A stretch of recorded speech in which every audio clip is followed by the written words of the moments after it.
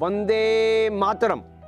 कहानियाँ बनी रहें, निशानियाँ बनी रहें, कहानियाँ बनी रहें, निशानियाँ बनी रहें, उदास अनबनी न हो, जवानियाँ तनी रहें। बनो अखंड कीर्ति तुम, समय तुम्हें दुलारता, जगो जवान देश के समय तुम्हें पुकारता, जगो जवान देश के समय तुम्हें पुकारता। मेरे प्यारे देशवासियों, आज हम उस क्रांतिकारी की गाथा सुनाने जा रहे हैं जिन्होंने उच्च शिक्षा ग्रहण की, अध्यापन कार्य में सेवाएं दी, क्रांतिकारी जीवन तथा महर्षि कहलाए। आज हम क्रांतिकारी अरबिंदो घोष जी के जीवन पर चर्चा करेंगे, जो बाद में महर्षि के रूप में विख्यात हुए और आज विश्व पटल पर उनकी चर्चा होती है। एक महान योगी व कवि के रूप में विश्व में लोग उन्हें याद करते हैं। महर्षि अरबिंदो जी का जन्म 15 अगस्त सन 1872 में कोलकाता में हुआ था। आपके पिता एक प्रतिष्ठित डॉक्टर कृष्णधन घोष व मां स्वर्णलता थीं। सन 1901 के लगभग मृणालिनी देवी से आप विवाह सूत्र में बंधे। सन 1893 में श्री अरबिंदो घोष इंग्लैंड से शिक्षा प्राप्त कर भारत लौट आए और बड़ौदा राज्य में लगभग 12 से 13 वर्ष तक सेवा प्रदान की।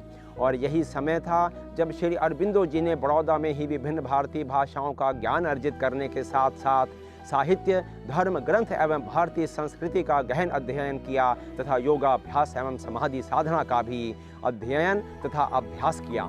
आपका स्वभाव मूलतः आध्यात्मिक था। यहीं पर मराठी अंग्रेजी समाचार पत्र इंदु प्रकाश में आप क्रांतिकारी लेख लिखते थे।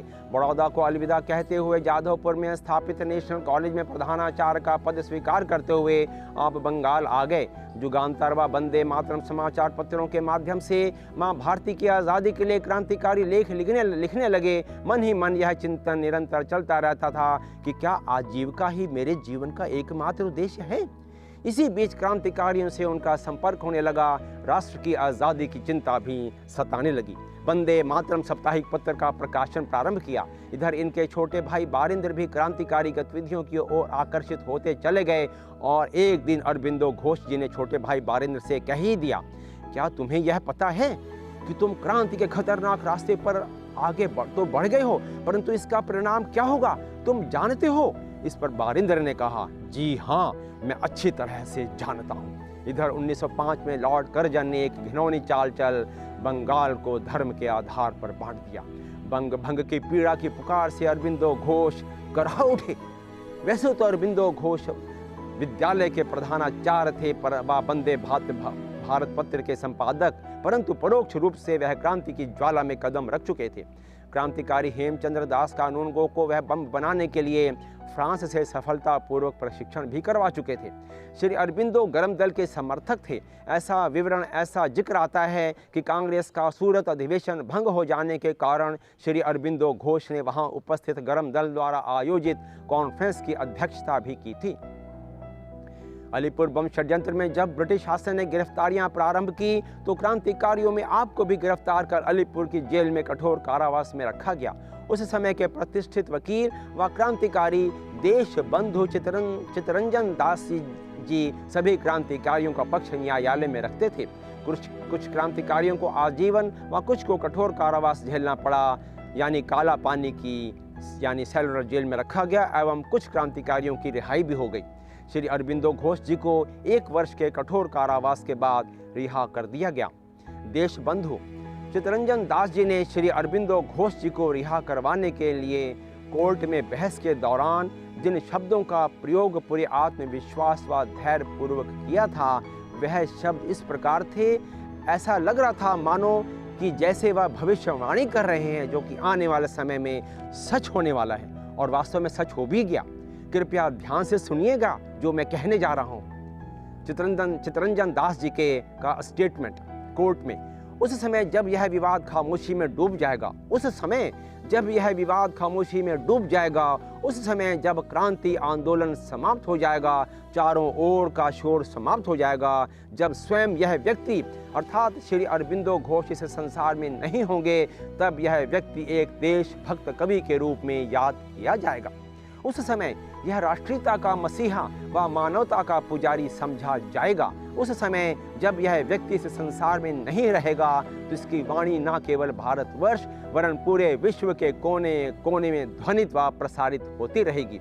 वास्तव में श्री अरबिंदो एक महान महर्षि बने, कवि व सनातन धर्म का विश्वव्यापी प्रचार के माध्यम भी बने। उनके चिंतन का परिणाम पौंडीचेरी का वह आश्रम है जो आज अरबिंदो आश्रम के नाम से विश्व विख्यात है और विश्व के कोने कोने से लोग आकर विश्व बंधुत्व की कल्पना साकार करते हुए वास्तविक शांति का अनुभव भी करते हैं। 5 सितंबर सन 1950 को भारत के महर्षि अरबिंदो पंचतत्व में लीन हो गए और उनकी वाणी विश्व में प्रतिध्वनित हो रही है। कोलकाता के ऐतिहासिक मैदान में 16 अगस्त सन 1975 को तत्कालीन उपराष्ट्रपति श्री बी.डी. जत्ती जी द्वारा महर्षि अरबिंदो जी की प्रतिमा का अनावरण किया गया एवं भारतीय डाक विभाग ने 15 अगस्त सन 1964 को डाक टिकट जारी कर महर्षि अरबिंदो जी को श्रद्धा सुमन अर्पित किए। शत शत प्रणाम परम श्रद्धेय महर्षि अरबिंदो जी को स्वाधीनता संग्राम में आपके पवित्र योगदान को। इस अवसर पर कवि श्री हरिश्चंद्र निशांत जी की कविता याद आती है जिसका शीर्षक है भारत माता।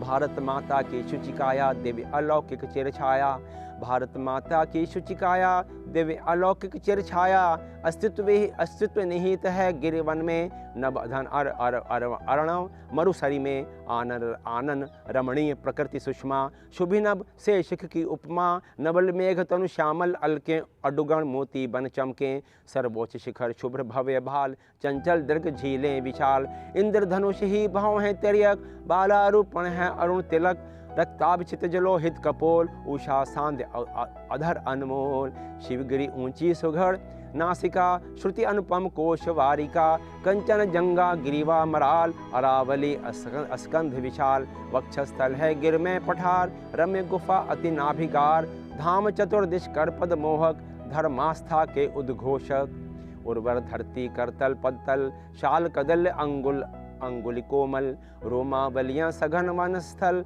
दक्कन पठार उदर समतल, फैली अगणित शिरा धमनियाँ, जीवन में शतशा नदियाँ, आध्यात्म योग प्रज्ञा अलीक, आध्यात्म योग प्रज्ञा अलीक, आध्यात्म योग प्रज्ञा अलीक, हृदय मनुजता का प्रतीक, हृदय मनुजता का प्रतीक, वस्त्र माँ बन लहराते, नक्शे शुचि छवि बिखराती, भारत माता की शुचिकाया दिव्य अलौकिक चिर छाया, भारत माता की शुचिकाया दिव्य अलौकिक चिर छाया, भारत माता की शुचिकाया दिव्य अलौकिक चिर छाया। मेरे प्यारे देशवासियों, मैं आशा करता हूँ आपको मेरा यह एपिसोड अवश्य पसंद आया होगा। कृपया इसे लाइक करें, शेयर करें, सब्सक्राइब करें और बेल आइकन को भी प्रेस करना ना भूलें। हाँ, और इस इतिहास को जन जन तक पहुँचाएं। जय हिंद।